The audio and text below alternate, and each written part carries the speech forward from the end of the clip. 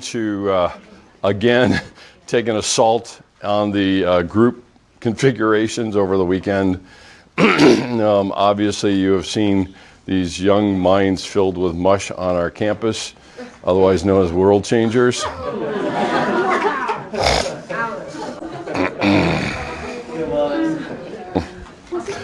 So yeah. So any other questions, logistics, anything like that? My hope, or at least goal, is by the end of the weekend to get the groups thing set in place. Of course, nothing is set in stone around here, so we'll still have to move things around probably even once we get started. We are not starting until the 27th. Okay, so next week we have 2 class sessions. And then the following week is when we start the group sessions. My daughter sends her sincere apologies for not making it, but her other job, if you want to call it that, is working at Tennyson Center for Kids, and so she had a session. That's what you guys didn't get to hear from her, and she really wanted to. She was all primed and ready to go to introduce herself, and then I just kind of blew past it. So I heard about it over dinner.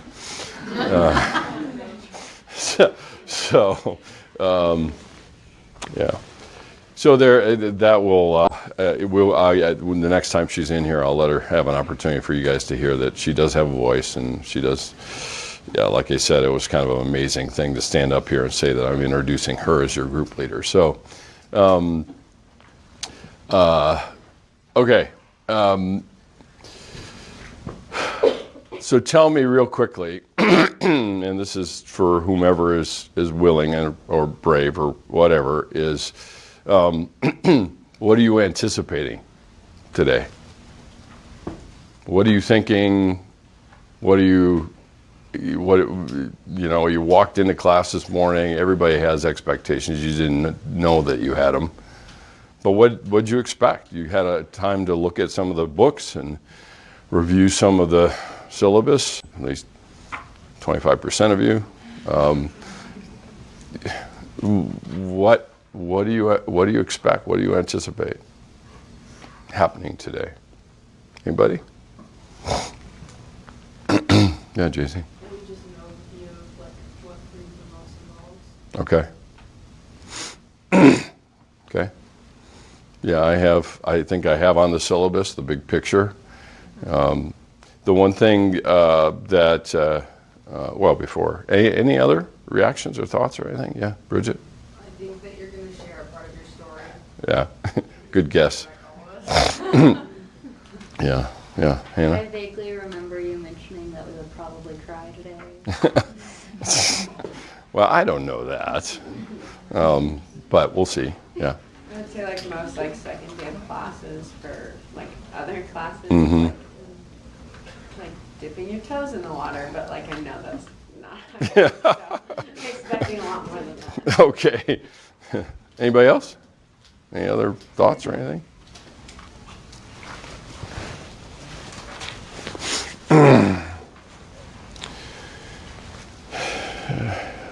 Okay. Well, let me pray before we get going here. Let's pray. Father, thank you for this day. Thank you for the opportunity we have just to walk into places that we really probably don't want to go, but places that you're inviting us to go. It's not like you're going to blow us out alone. You will give us the opportunity to do that even together. Sitting in a classroom like this, it's still very separate. So the challenge for us is gaining some of this understanding and then carrying it with us and allowing your Holy Spirit to point or poke at places that maybe we've built walls around, and just give me the strength to walk through this day and the stuff that I have prepared for the students, and that your voice would be heard, not mine. In Jesus' name, amen. Okay, so one of the things that I always get asked, I guess, or I don't get asked, but I just answer it anyway, is like I mentioned to you that this is kind of an expanded version of something that I've done for churches, and pretty much it went over like a pregnant pole vaulter. They really didn't most of the time want to do this, interestingly enough. You would think that our faith, because it's built on resurrection and life after death, you would think churches would embrace this thing. Interestingly enough, there is still a lot of ambivalence around this subject.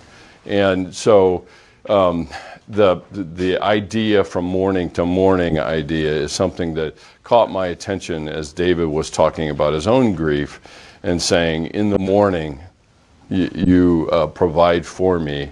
And Jeremiah does as well. You know, God's mercies are new every morning. And when you walk through and deal with a loss, a lot of times, no matter what kind of loss we're talking about, you hope for the morning being better. So the nature of what the play on words here obviously is one of what our society does. The question usually is why have a class like this at all? I mean, of all the seminars in psychology we could do, why this one? And there are some specific reasons that we need to talk about this. Probably the first one is we don't accept death as reality. Now, I'm not talking about death as a fact, but I'm talking about death as a reality, which means it includes the feelings that we have about it, all the conclusions that we have about it, everything that's connected to it in some way.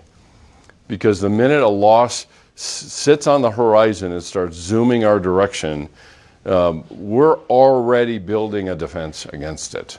And so we don't accept death as a reality. And even when I say something like that, you say, well, wait a minute, of course we do. We deal with it all. No, we don't. No, we don't. We don't deal with it all the time. And that's why I decided to take this on. Quite honestly, like I said in class last time, I never, ever intended to ever be in a position where I'm talking about grieving and grief. My book, the one you're reading, it was a divine accident. Because the book I was writing at the time was about developmental psych stuff. And my publisher says to me, oh, by the way, we were looking for somebody to do a book on grief. Would you be interested? And I was just young and stupid enough to say, yeah, sure, why not? I got the time, which I didn't. But the ironic thing about that is, and I think in some respects probably points to the fact of God's hand in it, is that the book that you hold in your hands is 26 years old. I never, ever would have imagined that. My other book barely made it out of the 8th month before nobody cared. And most books have about a 6-month shelf life. So the fact that this thing has stuck around that long is not a testimony to my writing as much as God's work with it. And so we don't accept death as a reality. And a lot of times in days gone by, we did on a regular basis. I'll show you another clip to just remind you of this. But the person, this is usually the picture that of the person dying and all of the family members crowded around them. Because oftentimes the most profound things that are said are when we anticipate a loss. And so it was very much of a reality in days gone by. We've gotten to the point now where we've medicalized it and made it in such a, kind of created this image of it in such a way that we're separated from it. So what do? You go into a hospital, you go into a long-term care facility or whatever it is to visit the person who's dying, and then you leave. And that was just virtually impossible in the past. So we don't deal with it as a reality. This quote is from obviously Elizabeth Kubler-Ross, and I think it says a lot. It is the denial of death that's partially responsible for people living empty, purposeless lives. For when you live as if you'll live forever, it becomes too easy to postpone things you know you must do. That quote is embodied in the book you're reading.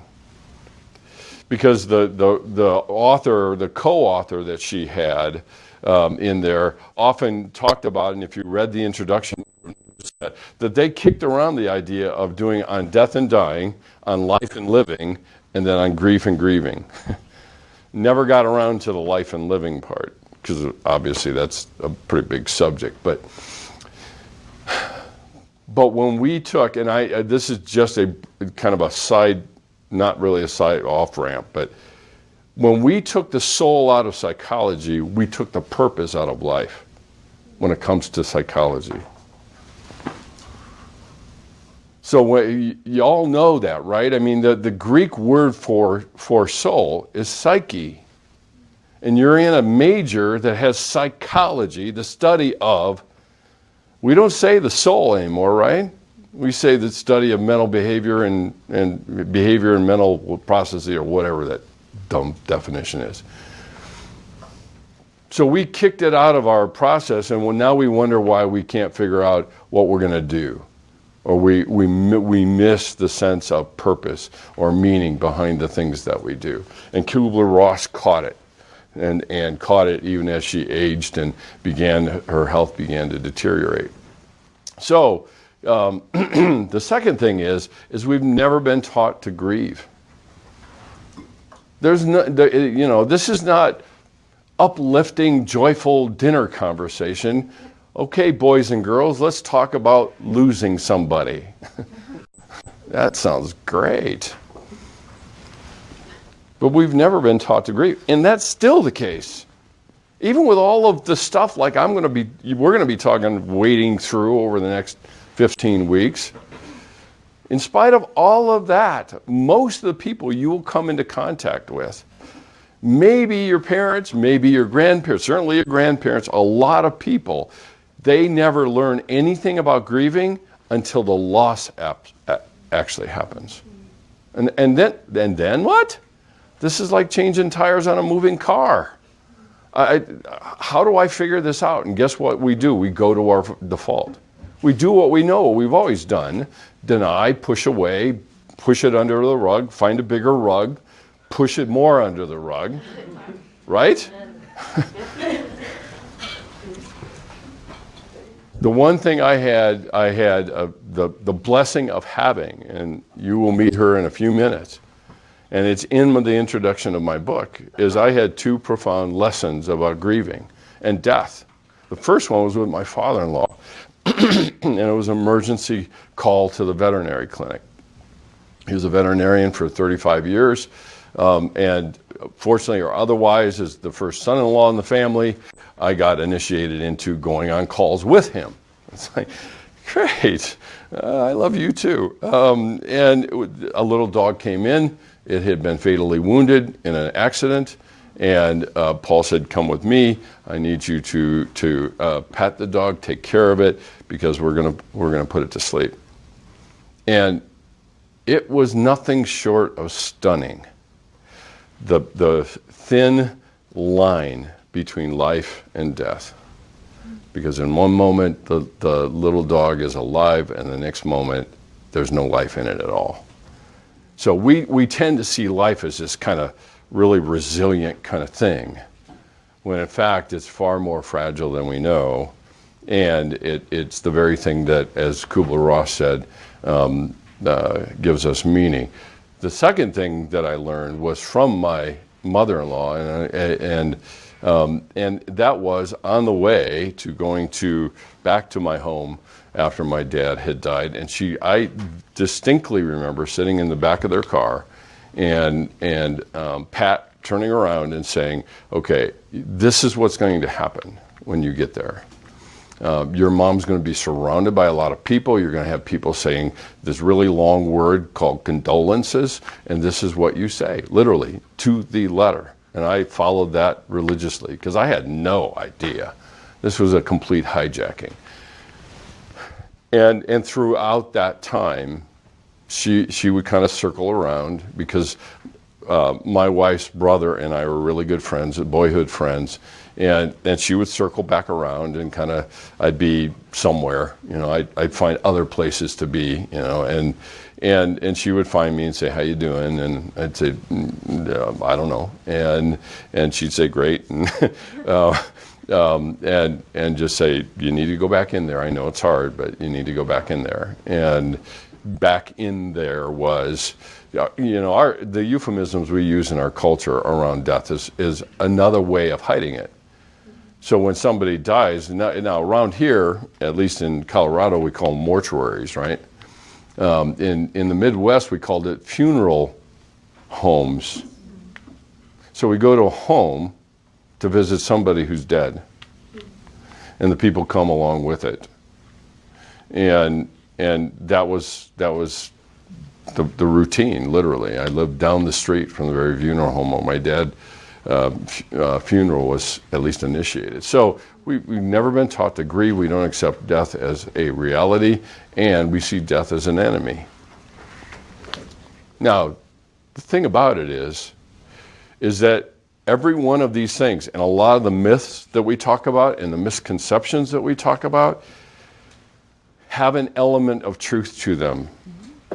But just remember something, okay? Jesus described Satan as he who comes to steal, kill, and destroy.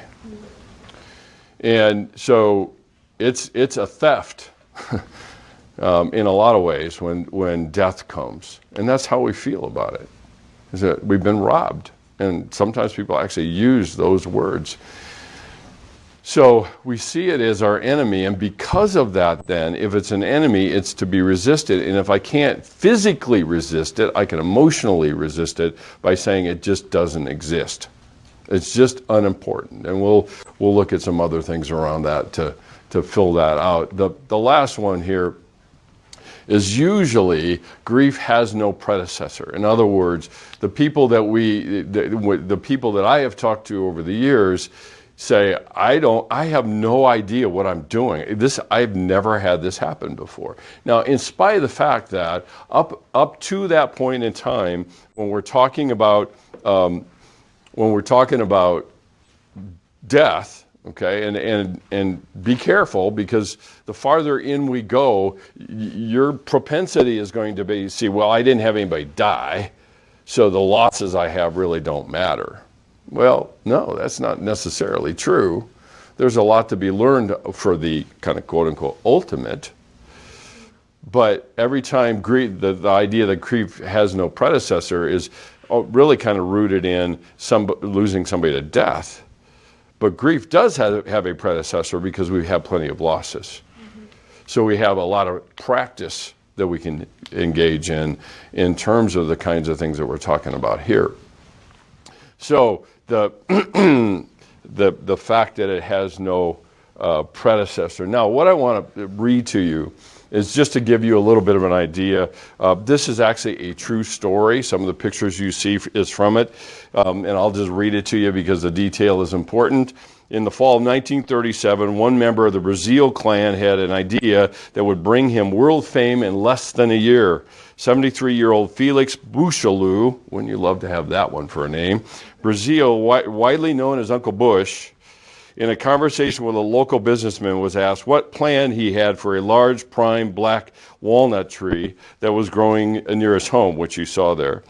He said, I'm going to make my coffin out of it, was his straightforward response. That led to a discussion of death, dying, funerals, and funeral services. At one point, the businessman commented, isn't it a shame that we never know what is going to be said about us at our funeral? Further talks between the two concluded that having one's funeral while one was alive was a sound idea. Uncle Bush mulled it over for a while and decided it was such a fine idea that he was going to arrange to have his funeral just as soon as he could finish building his coffin. So he felled the big black walnut tree, had it milled into boards, and began constructing his final resting place. The more he worked on it, the more determined he became. He wanted to hear his own eulogy. You all know what a eulogy is, right? A good word. Eulogies turn into a lot of other things. By late spring 1938, everything was in order. There is a movie called Get Low. It's a story about Uncle Bush. And I want to show you two clips from it at the very beginning and at the very end to give you kind of a sense of where he was and really his backstory, which we don't hear very much about in news stories like I just read to you. So here's the first clip. This movie was a real sleeper. Nobody paid any attention to this movie. It had Bill Murray in it. It had Robert Duvall in it. And let's see, there was another really high-profile actress that was in it. Nobody paid attention to this thing. And when I started talking about this, because the first time I did this class, I ran into this movie, and then we actually did a field trip. We went and watched it because it was still in the theaters. We were the only ones in the theater, literally. There was like 6 people there. And once I saw it, I thought, yeah, this is something we got to look at. So here is the first clip.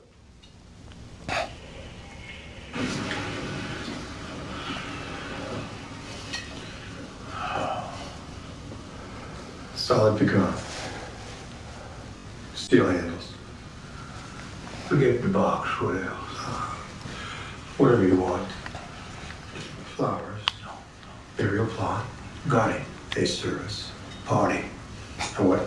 A party. What kind of party?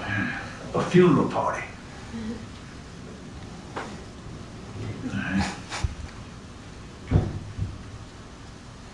We can do that. And I want to be there. You will be, I guarantee. I want to be there now. You want to be at your funeral party alive? Yes, sir. But you can't have a funeral if you're not, deceased. Hold on now. It's a detail. We can look at it. Pretty big detail. You want to have a funeral party while you're alive so you can go. Yes or no? Yes. Buddy, get some paper. We need to make a list of who Mr. Bush wants to invite. Now sit down there. I want everybody to come who's got a story to tell about me. All right, say again. Probably covers about 4 counties. Then I want 4 counties worth of people at the party. So what does the party look like? This is what the party looks like. I'm Reverend Charlie Jackson.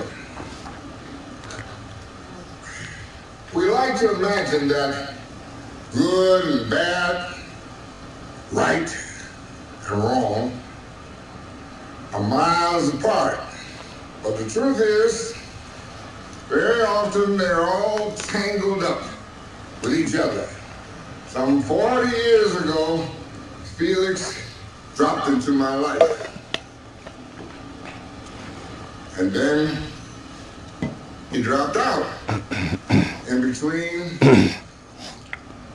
he built the most beautiful sanctuary that I've ever seen.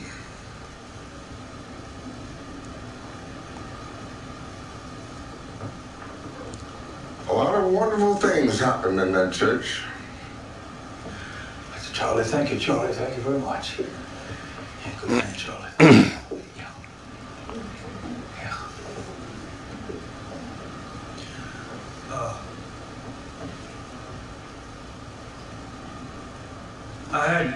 I had to go clear to Illinois to find somebody who had anything good to say about me.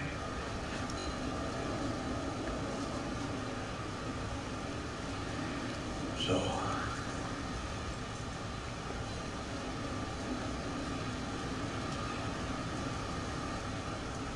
Now, I'm not a smart man or a wise one. I don't know what kind of man I am. I was always restless.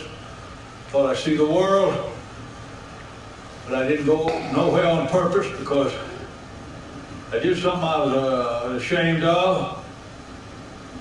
Something I could never fix. Y'all probably think you know what you do or what you wouldn't, and I wish you good luck with that, I really do. When I told Charlie what I'd done, he told me to confess to God, the law, and to somebody else, so as I could get forgiveness. But I didn't want forgiveness. I needed to hold on to what I did, to be sick from it every day of my life, so that I never told nobody else. You see, nobody. See, the backstory to Felix was that he had, and I'm not going to ruin the story. If you want to have really fun watching for the weekend, you can. But as he said there, and what he actually described and what you see in his talk was, he was guilty and he had played God. He had exiled himself to his property. He was called the hermit of the county there. Never was seen. Was gone for 40 years. And he said, I swore that I would make myself sick from it for all of those times. Because, why? Well, in the story, he has a responsibility, like he said, of something they were ashamed that had happened. The funny thing about it is that a lot of times we feel that way too. Those that are left behind, those that are have a loss of some sort, and you say, what if, if only, I should have. And the biggest challenge of all is really not exiling ourselves to somewhere, because we will. We may not have 40 acres to exile ourselves to, but we have 40 acres up here to exile ourselves. So, grief and loss has a way of revealing things about us and clarifying our vision about the important things in life. And the hardest thing that it reveals is related to the one thing that often is responsible, and that is relationships. Who I am and how I understand myself and who I relate to is within some kind of context. And so the very thing that creates all the pain is the very thing that creates all the meaning. And that's the risk we take at living in a lot of ways. And that's the one thing, if there's any, purpose, any drive at all for me to continue to do this. I mean, I guess I figured if the churches weren't going to do it, I'd just impose it on students that can't choose. And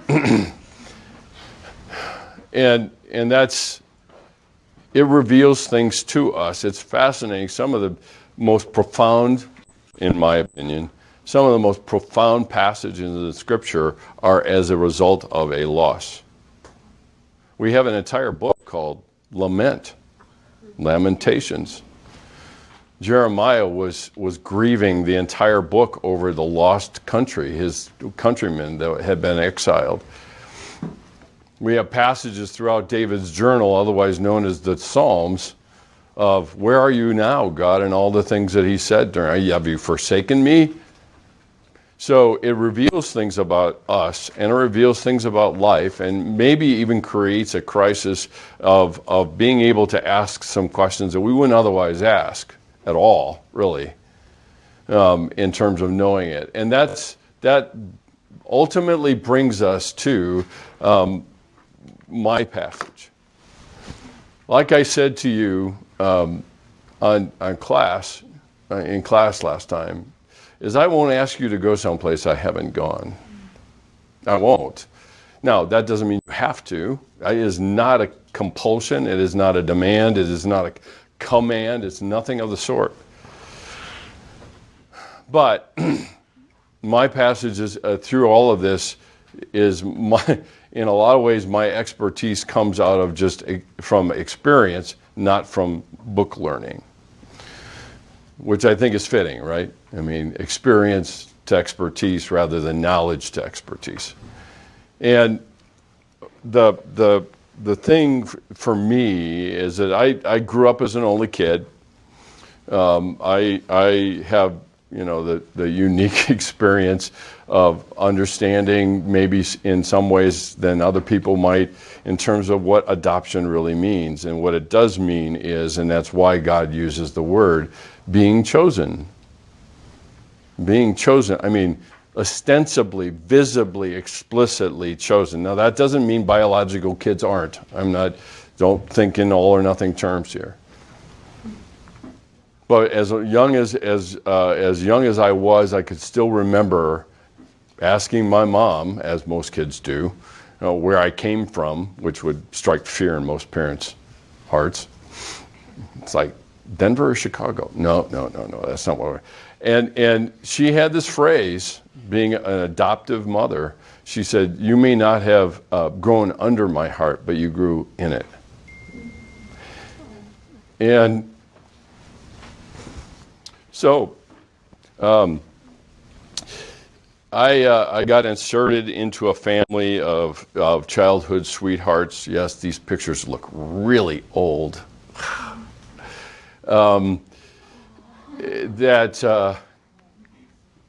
They got married before he shipped off to World War II.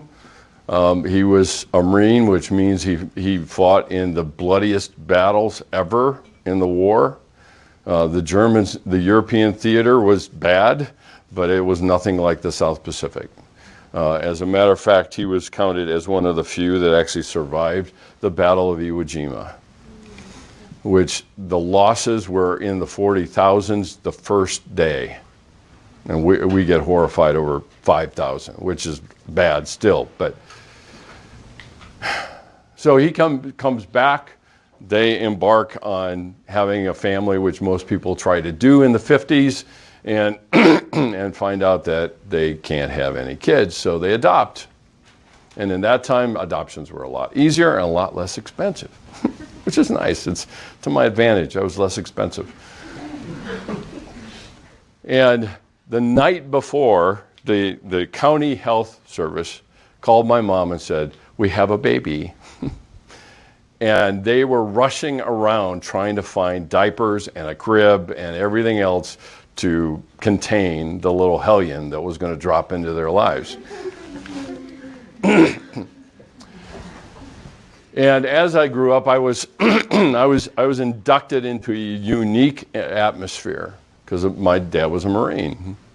And I was a Marine's kid from the bottom of my shined up shoes to the top of my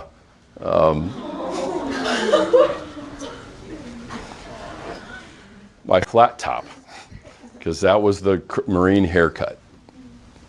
And every 4th of July, I would march with them. And the red cap he wore was the insignia of a honorably discharged veteran from World War II. If you ever see anything of guys that go back to Pearl Harbor or other things like that, a lot of times you'll see that same kind of thing. So one summer I was out, we tended to have we had a baseball field right by my house. My dad went into work, which a lot of the returning GIs did, in a steel mill outside of Gary in Indiana. And worked there, never was sick a day in his life. And then one fateful day came along and he was starting to have symptoms that sounded a little bit like the flu. And he went into the doctor and they did a bone marrow test, and lo and behold, he had something called myelofibrosis, which essentially is a cancer of the fibrotic tissue in the bones.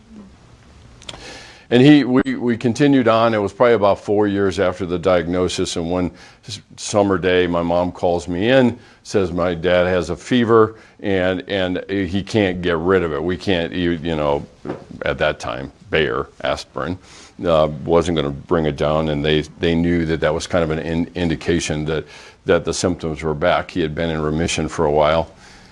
And so they headed off to Chicago. We lived in the shadow of Chicago. He went to Northwestern Hospital in there, and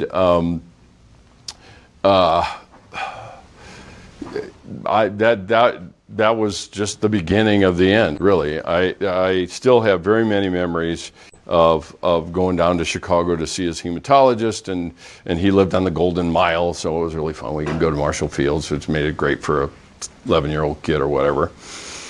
And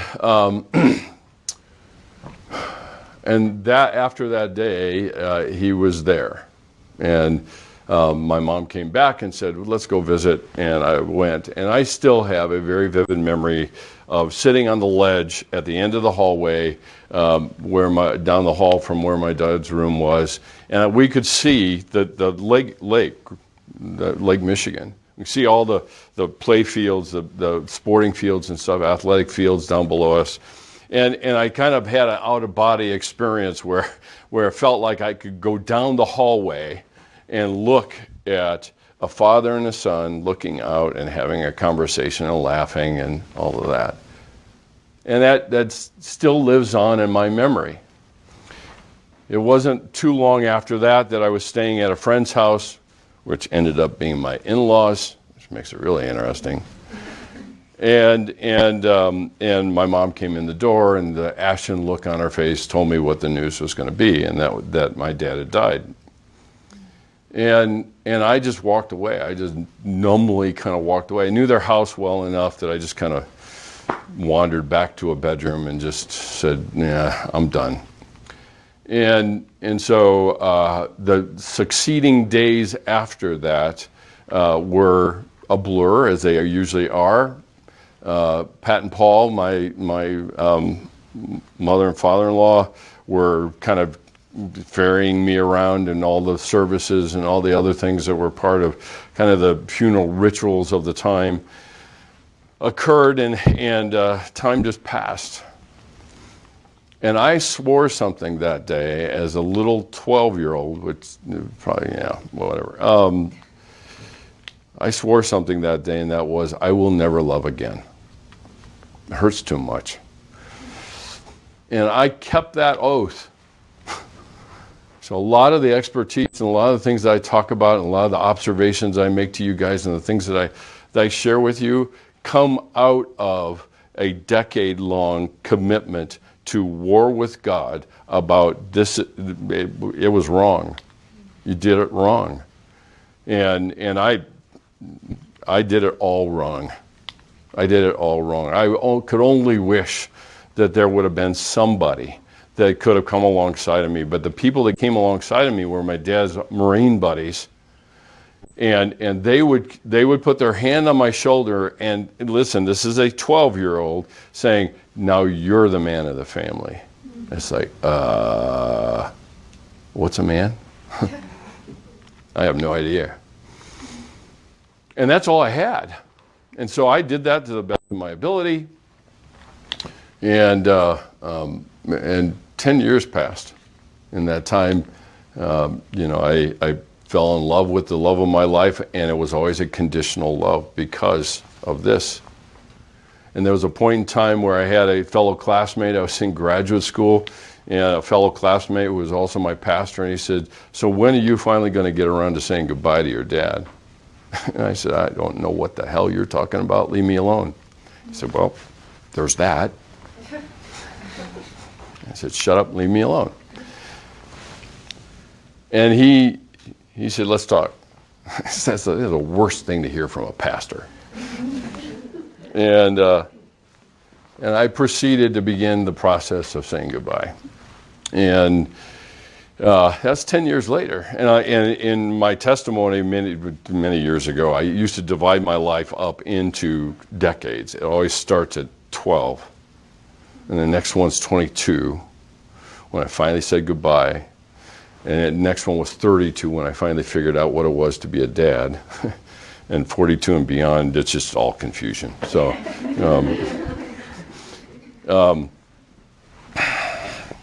so a lot of the stuff that's poured into that book that you're reading is from those times.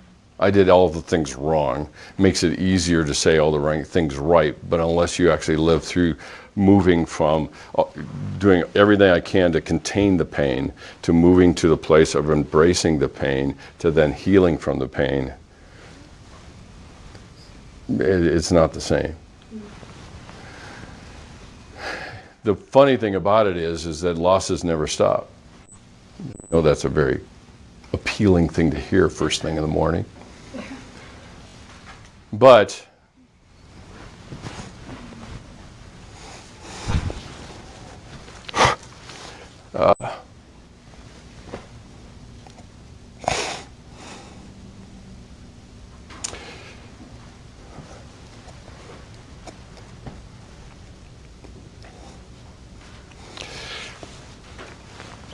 this sweet lady,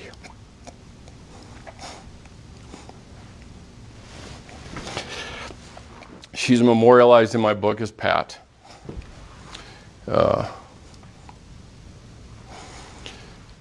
I had a mom, but I had a mom. And she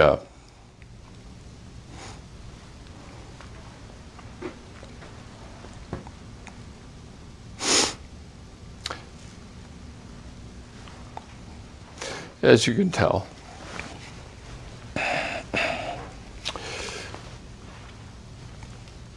this part of the passage is different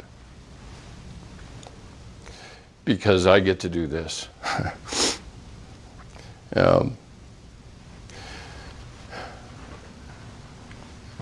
Pat left a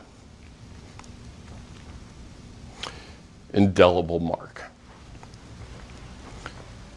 If I have doubts in doing what I'm doing, she was my die-hard fan. And it was about 4 years ago that she passed away and died. And the thing is that and you will hear me say this over and over again. The one thing you will notice as I tell this story, and I quite honestly, I warned Corey. I said, this is where I'm going. You see an empty chair. She's still working through her stuff. And she will probably make that very clear. But the nature of this thing is, what's the first thing you say when tears start rolling down your cheek? I'm sorry. And I have finally embraced realizing that if I really care about this person up here, then I am not going to apologize for my tears. So I was just like you. I would apologize for what? Making somebody else uncomfortable? At the price of stifling what I feel about somebody else? Doesn't make sense. So the passage continues. It doesn't mean necessarily that death will always be knocking at our door for the people in our lives, but losses, changes, losses in how we see ourselves all match. So what I want to do is show you another person. And this is C.S. Lewis. This is a very telling scene in the movie that eventually you will watch. And this is a conversation. C.S. Lewis and Joy were kind of a marriage out of obligation. And then they finally got around to having a honeymoon. And this is the conversation in the middle of the honeymoon.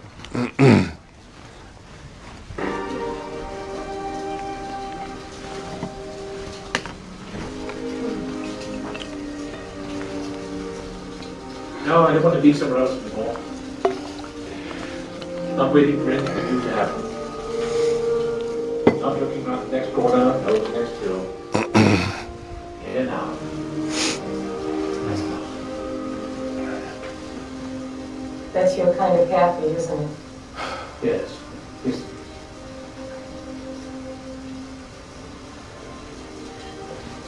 It's not going to last, Jack. You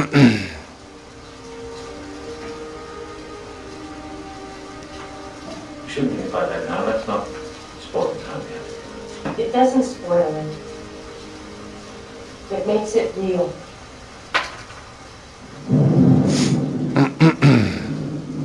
Let me just say it before this rain stops and we go back. What is that to say? That I'm going to die. And I want to be with you then too. The only way I can do that is if I'm able to talk to you then and then. I manage somehow, don't worry about me. No, I think it can be better than that. I think it can be better than just managing. What I'm trying to say is that the pain then is part of the happiness now.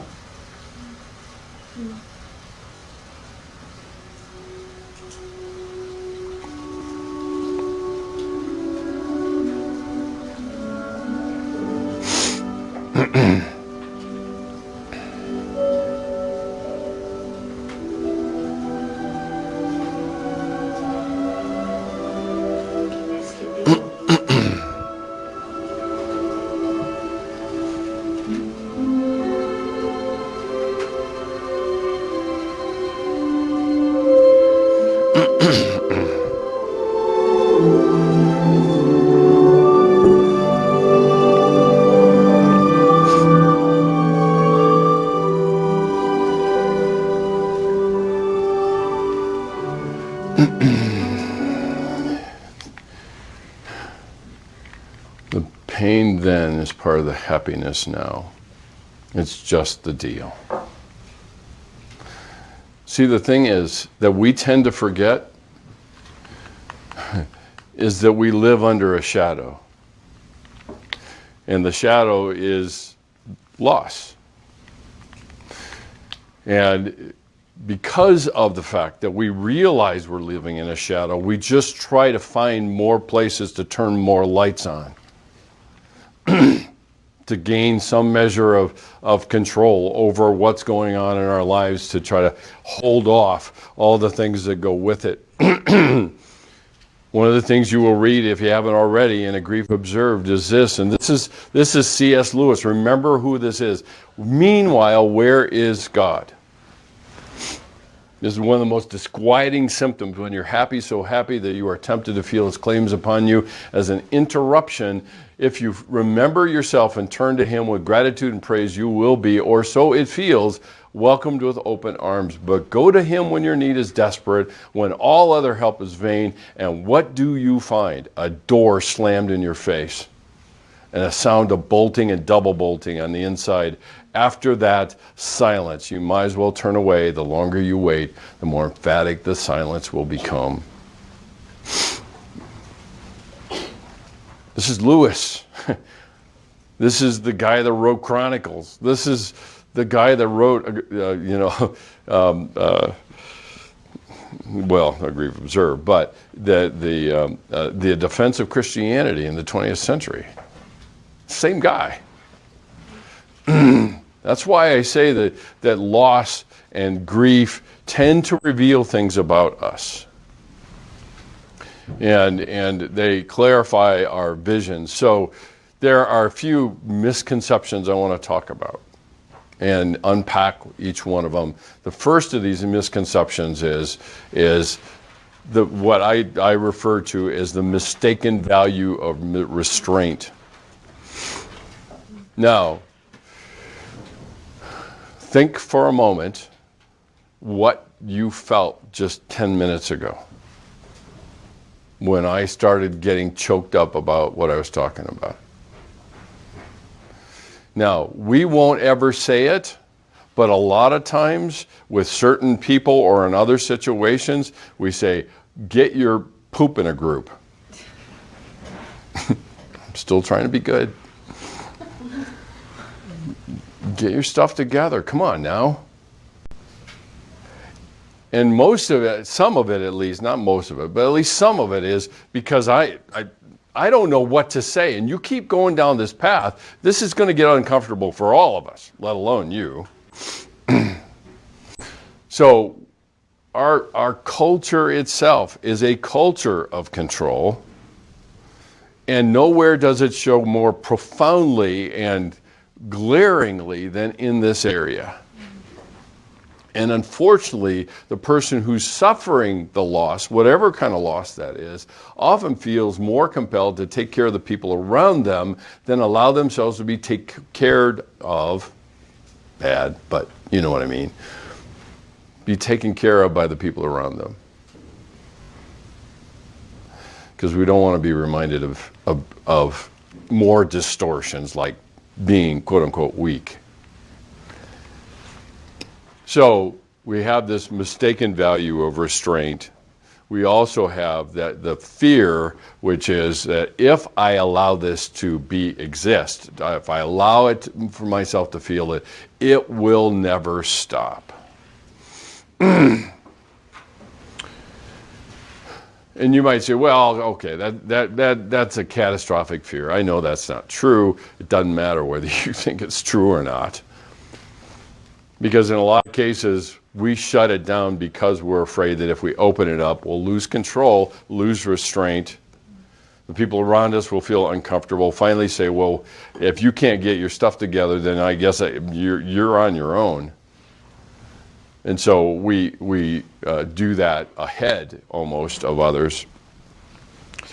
And then the last one is the misunderstanding of tears. Just like I said, looking at you and thinking about what you're feeling when I start getting choked up and tears start welling up in my eyes, what happens? And we look at that as something wrong. Now, logically, okay, cognitively, you're all wonderfully well-trained psych students, and you know tears are normal, except mine. Yours are, that's fine. But mine, I'm not so sure. Now, let me give you an example of this, okay? Because we have a remarkable example in Scripture. And Jesus' friend Lazarus has died. And this is remarkable. And I have at least 4 different versions of this story. And the one I want to share with you is out of the Message because I think it gives a little bit more depth to understanding. When it says Jesus was moved how? I mean, what does that even mean? And so a lot of times the words we translate into English don't really do it justice. And the reality is that because of the kind of language that it is, it carries more it carries more in each word, like the sense of it. So, but let me walk you through that for a second in light of these 3 things, but in light of tears. Because it starts here. John 11:20. Martha heard Jesus was coming, went out to meet him, and Mary remained in the house. Now again, you could transpose this scene into today very, very easily. Very easily. Now it may not be Jesus because he's gone, but it may be the pastor shows up. And Martha runs to Jesus and says the first thing out of her mouth. The first thing is, it's not like, I'm so glad you're here. The first thing, if you had been here, my brother wouldn't have died. Well, that's a nice way to greet the Messiah. I can't tell you how many times I have heard that phrase from people all the time. God really loved me. He wouldn't have taken this person away from me. But God's good. Yay. Even now I know that whatever you ask, God will give you. After saying this, I'm jumping down through the story. She goes back, tells her sister. Mary whispers in her ear, teacher's here. He's asking for you. The moment she heard it. We say Mary went out to meet him. Why does John so clearly say she got up and ran to meet him? And I think it probably says something of the nature of their relationship with Jesus. The fact that Martha said that first tells you something about the nature of the relationship with him. So she jumps up and runs out to meet him, and Mary came to where he was waiting, fell at his feet. What a difference between these two women, right? One says, if you'd been here, the other one comes up and falls at his feet, which is a transposition, if you will, of the picture before they had him and they were entertaining him at their home. And where was Mary? At his feet. Where was Martha? Busy getting things done. Like getting things done. She expected that of him. Get things done. If you'd been here sooner, this would have never happened. But the funny thing is that Mary said the same thing. Except the nature of the relationship was different. You'd been here, my brother hadn't died. And when Jesus saw her sobbing, word is emphasized, and the Jews saw with her sobbing, a deep anger welled up within him. And he said, where'd you put him? That's not characterized in Scripture very well. Because we're told at least 2 or 3 different times that he was moved to compassion. But what moves us? Where's the energy that comes out of it? And listen, this is God incarnate. He's dropped into a world of humans that are living under a shadow. And he gets mad. God gets mad? But what does he get mad about? The separation, the shadow. Remember Psalm 23? Walking through the valley of the shadow of death. Master, come and see, they said. Now Jesus wept. This is an interesting kind of phrase. It goes from anger to weeping. And weeping doesn't quite capture it, because it's more like sobbing. And it goes from there. The Jews said, look how deeply he loved him. Others among him said, which is interesting. And the funny thing about this is you find people like this in every wake. You have people like this in every wake. Well, if he loved him so much, why didn't he do something to keep him from dying? After all, he opened the eyes of a blind man. Put the emphasis in human terms. In order to understand the story that we're being told of our Savior. And Jesus, the anger again welling up within him, arrived at the tomb, and it was a simple cave in the hillside with a slab of stone laid against it, and Jesus had removed the stone. Then he shouted, I won't do it because it'll blow out the speaker. Lazarus, come out. That's barely does it. If I go out there in the courtyard and do it, you'd get the idea. Because shouted is that way. How else was Lazarus going to hear him? And he came out a cadaver. That's a nice compliment. Wrapped from head to toe and with a kerchief over his face, which was typical of the day. They would shroud the face. And Jesus said, unwrap him and let him loose. Misunderstanding of tears? I think we got that here. The mistaken value of restraint? Yeah, we got that. Check that one. All the things that we just looked at are contained there. Some other misconceptions that come up are, if we truly love someone, we will never really finish our grief. And, you know, I couldn't have more not fit in my family than anybody could. I'm 6'2" and shrinking, but my parents, I would tower over my dad, and my mom was like 5'4". And I, you know, all the stuff that you hear me talk about with family and other things, my mom and dad had a typical relationship at that time, which was really pretty enmeshed, you know, when I look at it with the eyes of a psychologist or a family therapist. So that when my dad died, my mom lost part of herself. And she lived this one out.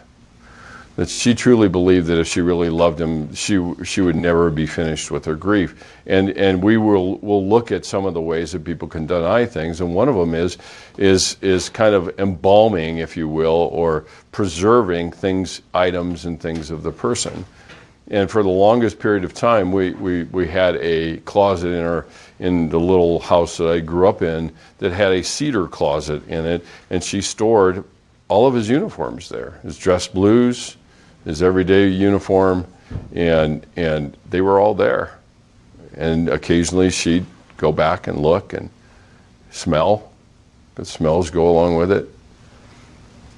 And so she continued to grieve, and it really was difficult, at least for a young kid, because that was the only adult model I really had.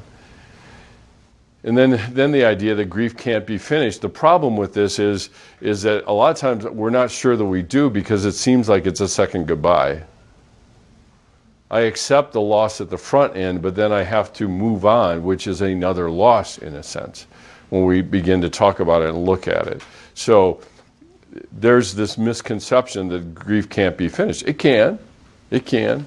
It's just like healing a wound in a lot of ways. But wherever the wound is that you have is still tender. It's different. It's changed. One of the metaphors I use, not necessarily in the bodily sense, but imagine for a moment if you had a really nice house and you had a very exquisite Persian rug in that house, hanging on the wall, lots and lots of money, and somebody decides to break into the house one night and steal everything. And on their way out, armed with a shotgun, they shoot a hole in that Persian rug. Now, I'm not talking about a rifle, because that'd be a single hole, right? A shotgun shreds everything. It's kind of how grief and loss goes. It shreds things. So how do I repair it? Well, I take it to some artisan and I say, please try to repair this thing. And they do a masterful job, and I say, wow, this looks like it was never there. But all I have to do is turn the rug over, and I see all the things they had to do to repair it. And there's a scar on that rug. And there's scars from this. They heal. They're operational. They're okay, but the scar there is still reminding us. And loss. One of the ways that many authors have referred to loss and grief is a psychological burn wound. And there's always a scar. A lot of times, the standing joke in my family is my wife doesn't have any fingerprints because she's grabbed things that are hot. And there's scars on her fingertips. So the Touch ID on your phone never works for her. It's like, are you sure you are? Who are you and where'd you hide my wife? And and literally she went somewhere to kind of account for her identity, and they wanted her fingerprint, and it didn't work. It's like, I'm sorry. And so the guy said, well, do you have any other forms of ID? And it's like, well, yeah, but all I got is these. And that's, she has too many scars on her fingertips from being a cook and grabbing things that are too hot. Yeah, it's a standing joke in our family anyway. But so the last thing is how do I show people that I'm still grieving? Self-neglect. I don't take care of myself. I want people to see. Now the thing is there's something to, at least some cultures, and it was certainly part of our culture, to indicate to people that you were grieving. A black armband, wearing black. I mean, the irony is a lot of sports teams are better at recognizing people that are significant to the sports franchise than we are. You know, they have initials on helmets and patches and so forth. The Bears have the GSH on there. That's George Halas, the founder. He's long gone. So we get reminded of the losses that are part of our life and the backdrop to them. So there are some misconceptions, and this is just the start, but I want to try to get you oriented to some of these things in terms of what we'll be talking about. Because in 2 weeks' time, the minute you sit down and look across, because remember something, and I said this to my group class, we learn in rows, but we grow in circles. So you sit down across the way from somebody else, and now instantaneously, without even thinking, your calculations start about vulnerability and authenticity and how you'll be perceived and what you're going to talk about and how can you maintain your safety. I get all that. I mean, quite honestly, that's exactly why I chose the leaders for you that I did. Because I know how hard this is a lot of times to be talking about this stuff. So now I will slow down with the emotionality that some of you probably feel. Where we're going to go next, I just want to introduce it before you run off. We're going to go into the changing attitudes about death. Back up. So that you have a frame of where we came from. So, yes, it starts out really bumpy. You're going to be able to breathe next time. It'll be more academic. You'll be safe then. And so if you haven't, start reading in Aries. I'm going to be talking more about that Aries book and Western attitudes toward death, and we'll see where that takes us. So, okay, see ya. Be safe, Dr. Mitch. Yeah.